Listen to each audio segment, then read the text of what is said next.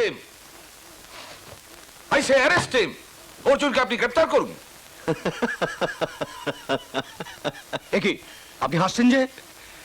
দেখুন, ভারতবর্ষের আইন অনুযায়ী প্রেম করার অপরাধে কাউকে গ্রেপ্তার করা যায় না। হ্যাঁ, গ্রেপ্তার করা যায় যদি সে ইভ টিজিং করে, মানে পথে ঘাটে কোনো মেয়েকে যদি বিরক্ত করে বা কোনো অশালীন আচরণ করে, বা ধরুন বিপন্ন অবস্থায় কোনো মেয়েকে তার অবস্থার সুযোগ নিয়ে তাকে খারাপ প্রস্তাব দেয়। হ্যাঁ, যেমন ধরুন মানে কোনো মেয়ে আপনার কাছে সাহায্য চাইতে এলো এবং আপনি তাকে একটা কুপ্রস্তাব দিলেন। পারি, সেই ক্ষেত্রে কিন্তু আমি আপনাকে গ্রেফতার করতে পারি। তা তো পারেন। ও, আপনার গরম লাগছে বুঝি? I am so sorry. আপনি যদি একটু বাইরে গিয়ে বসেন, ততক্ষণ আমি মিস্টার রায়ের সঙ্গে একটু কথা বলে নিই। হ্যাঁ, সেটাই বেটার।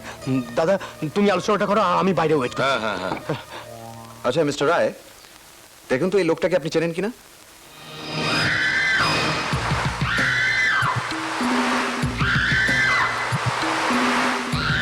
এই ছবি আপনি কোত্থেকে পেলেন? আপনি চেনেন কিনা বলুন, এই লোকটাকে আমি খুঁজছি। অ্যান্টনি আমাকে এই ছবিটা দিয়েছে। অ্যান্টনি? এই ছবি? Yes sir.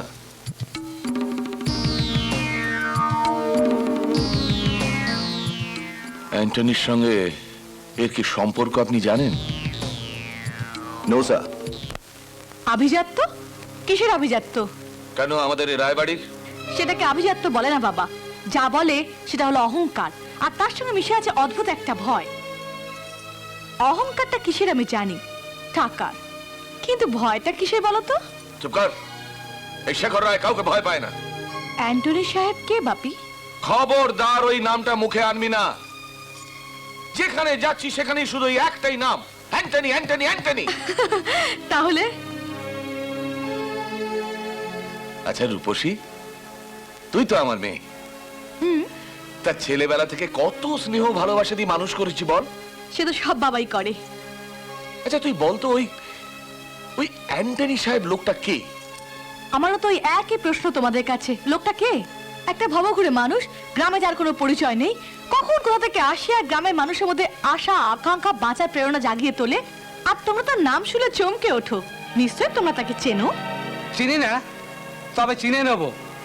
আর যেদিন ওই লোকটার আসল পরিচয় পাবো, আর একটা লাশ ওই জলে ভাসবে।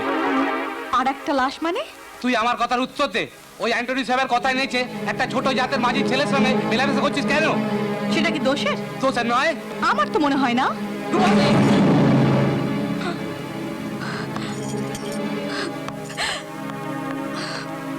অর্জুন। আরে রাজকন্যা, এ সময় তুমি এখানে? আমায় কেউ ভালোবাসে না, সবাই শুধু বকে। আরে ও রূপসী, আমি তো তোমায় ভালোবাসি, খুব ভালোবাসি গো। তাই তো আমি তোমার কাছে এসেছি, তোমার ঘরকে নিজের ঘর করতে। ওই নৌকাটা আমার ঘর। এত পাগলি মেয়ে তুমি রূপসী। এত ভালোবাসো তুমি আমায় রাজকন্যা? হঠাৎ এই প্রশ্ন কেন? আরে রূপসী, তুমি কত বড় ঘরের মেয়ে, আর আমি একজন সামান্য মাঝি। রূপসী, মাঝিকে বলে কান্ডারি, তুমি আমার তাই। তাছাড়া ভালোবাসা কোনো নিয়ম মেনে চলে না। ভালোবাসা মানুষ খোঁজে, ভালোবাসা পুরুষ খোঁজে। রূপসী, তুমি কিন্তু ভাসছো। হ্যাঁ, এবার কিন্তু ডুববে।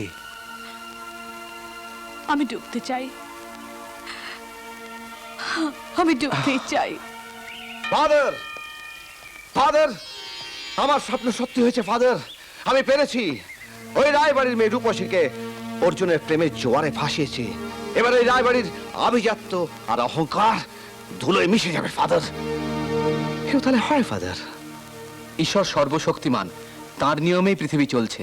জানি না, কিন্তু আমি খুশি, ভীষণ খুশি। কেন? ওরা পারছে তাই। তোমার জেদ মিটেছে বলে নয়? কিছুটা সেটাও কারণ। আপনি তো সব জানেন ফাদার, আপনি তো সবকিছু সাক্ষী।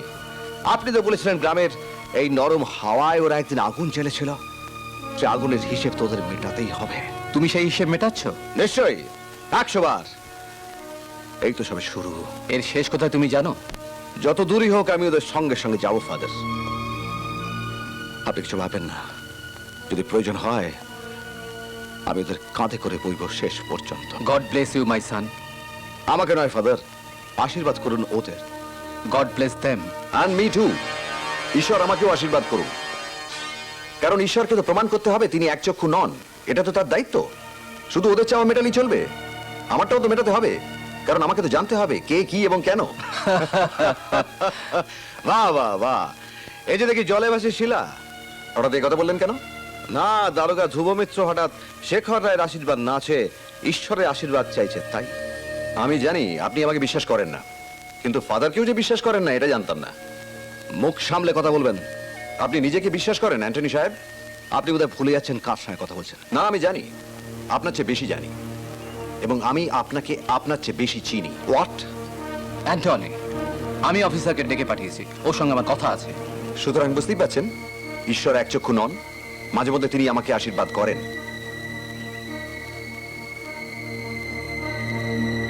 ফাদার, এসো, আজ তোমাকে সব ঘটনা বলবো। চলো চলো।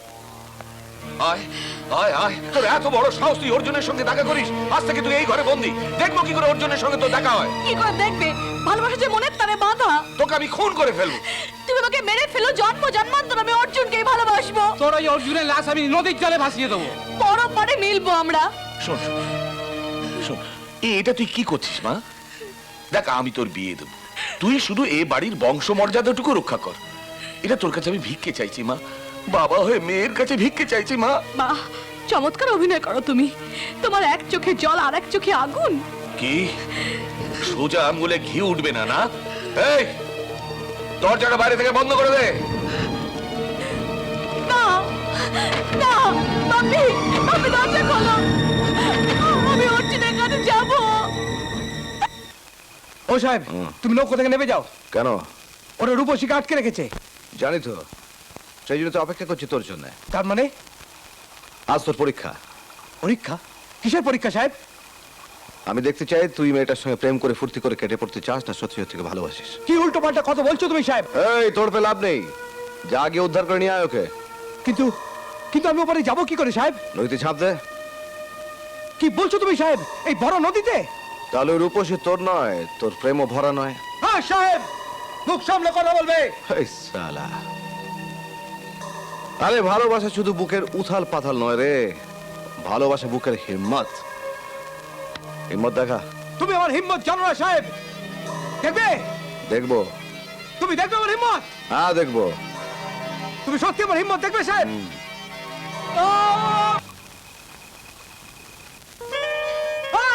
সাহেব, হিম্মতের কথা বলছিল না?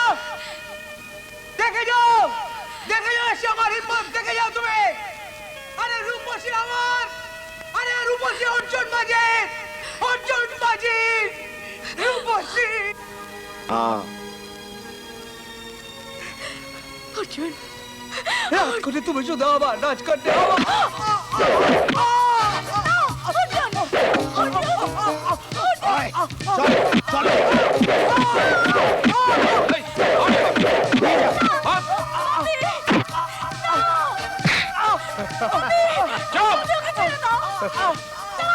এই, আজ তুই শেষ কথা বলবি, এইখানে দাঁড়িয়ে আমার সামনে বলবি। বল রূপসী তোর কেউ নয়। পারবো না করতে, পারবো না। কোথায়? বল রূপসীকে আমি চিনি না। জন্ম জন্মান্তর ধরে চিনি বড় কর্তা। বল রূপসী তোর কেউ নয়। রূপসী, আমি রূপসীর আকাশ বড় কর্তা, ও আমার পাখি। ও নদী, আমি ওর সাগর বড় কর্তা। ও আমার নৌকো, আমি ওর মাঝি বড় কর্তা। ওর মাঝি।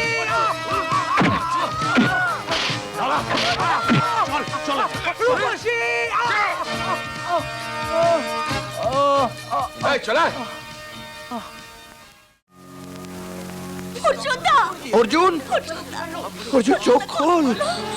হায় ঈশ্বর, তুই আমার জন্য শুধু আমার চেয়ে মেটাতে গিয়ে। সাহেব, তুমি কাঁদছো কেন? ওকে খোলো, বাঁচাও ওকে।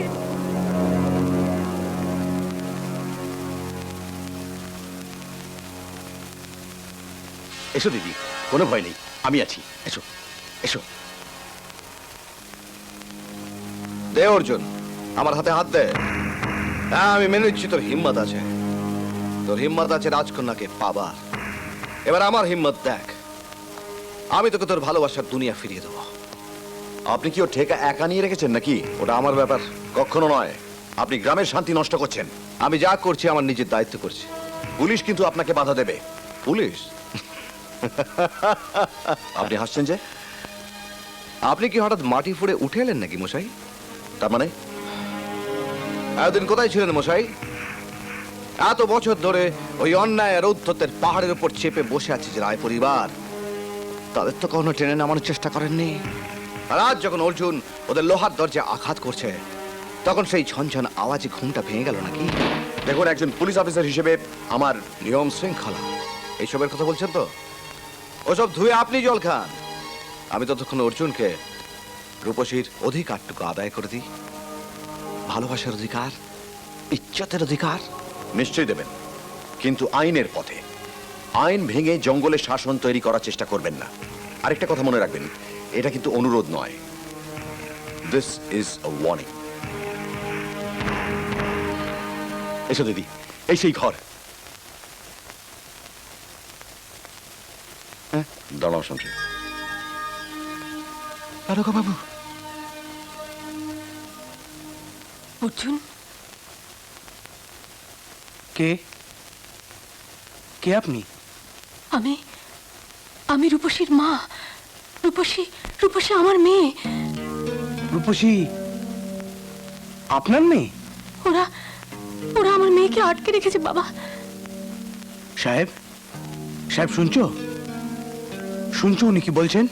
রূপসী শেখর রায়ের মেয়ে নয়। আমার অনুমান এখন প্রমাণের মুখোমুখি।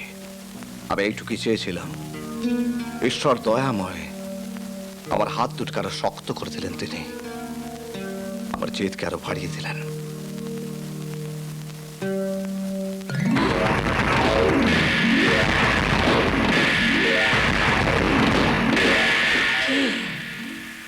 কে তুমি?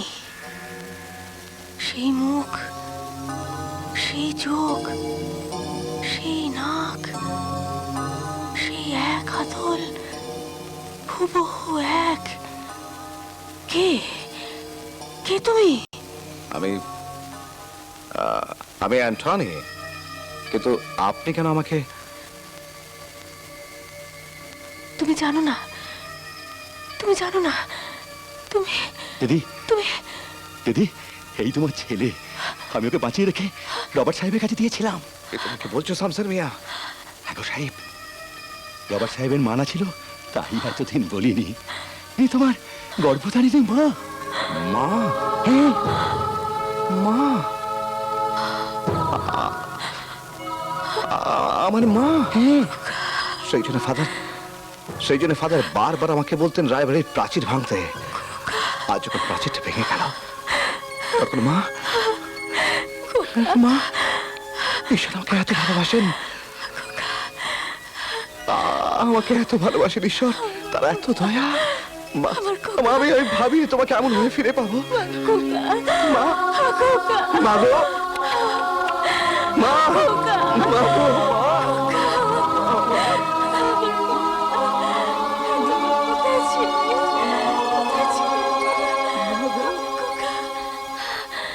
খোকা, খোকা, হ্যাঁ মা। খোকা শোন, তোর বোন রূপসীকে ওই যজ্ঞপুরীর ভেতর ওরা আটকে রেখেছে। ওরা ওরা ওকে আমার কাছ থেকে কেড়ে নিয়েছে বাবা। হ্যাঁ বাবা, তুই ওই যা, ওকে উদ্ধার কর, তারপর তো সব কাজ সারা হবে। যা বাবা, যা। বড়বু বিভাকে খুঁজে পাওয়া যাচ্ছে না। সে কি? আমার দাবার চোখ তাহলে? কিসের ছক? না না, তোকে বলা বলো কিসের ছক? না না, তোকে বলা যাবে না। তোমাকে বলতে হবে বাপি। না না, সব কথা তোকে বলা যায় না। আমি তোমার মেয়ে। হ্যাঁ আমি জানি, তবু তোকে সব কথা বলা যায় না। তার মানে আমার সন্দেহ ঠিক। কিসের সন্দেহ, কিসের সন্দেহ, কিসের না, সন্দেহ? আমি বলবো না, বলবো না। বলতে তোকে হবেই। না, আমি বলবো না, বলবো না, বলবো না। কি করছো তুমি? তুমি আবার প্রমাণ করলে তুমি আমার বাবা নও। রূপসী। দাঁড়ান বিভা দেবী, আমার একটা জিজ্ঞাসা ছিল। আমি জানি আপনি অ্যান্টনির মা, কিন্তু আপনি আমাকে বলুন যে রূপসীর কথা এতদিন আপনি কাউকে জানাননি কেন? বলো দিদি, বলো। দারোগা বাবু খুব ভালো। ওরা ওরা আমাকে ভয় দেখাতো, আমার মেয়েকে মেরে ফেলবে। আমার স্বামীকে হারানোর পর আমার মেয়েকে হারানোর ঝুঁকি আমি নিতে পারিনি। খুবই স্বাভাবিক, কিন্তু আসল ঘটনাটা কি আপনি জানেন? আসল ঘটনা হলো রূপসী আপনার মেয়ে নয়। কি হ্যাঁ, কি বলছেন আপনি? দেখুন আপনি শক্ত হন। আপনি আপনি আমার কথাটা বোঝার চেষ্টা করুন। আসল ঘটনা আমি আপনাকে সব বলবো। আপনি আপনি মনে করার চেষ্টা করুন সেই রাতের কথা। না না, সেসব আমি মনে করতে চাই না, আমি মনে করতে চাই না। দেখুন বিভা দেবী, আপনি আপনি মনে করার চেষ্টা করুন। আপনার পেটে তখন সন্তান, তখন আপনার আপনার শরীর সে ধকল নিতে পারেনি। আপনি হাসপাতালে একটি মৃত সন্তান প্রসব করেছিলেন, আর ঠিক সেই একই রাতে শেখর বাবু স্ত্রী মঞ্জু দেবী একটি কন্যা সন্তান প্রসব করেছিলেন। ভারী চাঁদপানা মেয়ে হয়েছে আমার। আমি কিন্তু ওর নাম রাখবো রূপসী। কি গো? হ্যাঁ হ্যাঁ হ্যাঁ। হ্যাঁ গো, বিভা ঠাকুরজি কেমন আছে? তুমি ওর মেয়ের মুখ দেখেছো তো? মঞ্জু, হ্যাঁ, বিভা ভালো নেই, বুঝলে? তোমাকে বলিনি, ওর স্বামীর একটা দুর্ঘটনা ঘটেছে। মানে কে বা কারা ওর স্বামীকে মেরে। কি বুঝছো? হ্যাঁ হ্যাঁ, যাকে কথা থাক, ও কথা থাক। শোনো, বিভা না মৃত সন্তান প্রসব করেছে। সে কি? হ্যাঁ তুমি যে বললে বিভার একটা মেয়ে হয়েছে। হ্যাঁ, মানে ওকে তাই বলা হয়েছে। আচ্ছা তুমি এটা ধরো, তুমি এটা ধরো, তুমি ধরো, আমি বাচ্চাটাকে কি? দিচ্ছি। তুমি ওকে নিয়ে কোথায়? হ্যাঁ। আরে কি তুমি এই ওকে নিয়ে? কাগজটা যত্ন করে রাখো, এটাই বাচ্চার বার্থ সার্টিফিকেট। কাজ হাসিল হওয়ার পর আমি এটা দিয়েই প্রমাণ করব রূপসী আমাদের মেয়ে। কি? তুমি কোথায়? তুমি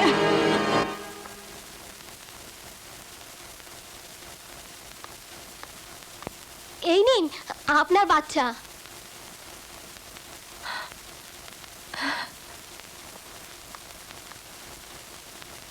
হ্যাঁ, এই তো তোর বাচ্চা। ওকে ওকে জন্ম দেবার পর তুই তো 72 ঘন্টা অজ্ঞান ছিলি। আমি অনেক অনেক অনেক অনেক টাকা খরচ করছি। হ্যাঁ, শোন, যা হবার তা তো হয়ে গেছে। এই বাচ্চা বাবার উইল অনুযায়ী বড় হলে সব সম্পত্তি তো পাবে। এই বাচ্চা তুই আমাকে দিয়ে দে। দাদা, হ্যাঁ, তোর বৌদির মেয়ে হিসেবে থাকবে। তোর বৌদি মরা মেয়ে প্রসব করেছে, সে কিচ্ছু জানে না, কিচ্ছু জানে না। তোর বাচ্চা তোর সামনেই থাকবে। শুধু শুধু তোর মেয়ের পরিচয় নয়। দাদা, হ্যাঁ, মনে রাখিস, মনে রাখিস, নইলে একে আমি শেষ করে ফেলবো। হ্যাঁ, শোনো, আসল কথাটা তুমি জেনে রাখো, রূপসী তোমার মেয়ে। কিন্তু আজ থেকে বিভা একটা মিথ্যেকে সত্যি বলে জানলো। ও জানলো রূপসী ওর মেয়ে, কিন্তু তুমি মরা বাচ্চা প্রসব করেছো বলে আমি ওর মেয়েকে চেয়ে এনেছি তোমার জন্য। আমি ওর মা নই। রূপসী আমার মেয়ে নয়। আমি ওর গর্ভধারিণী মা নই।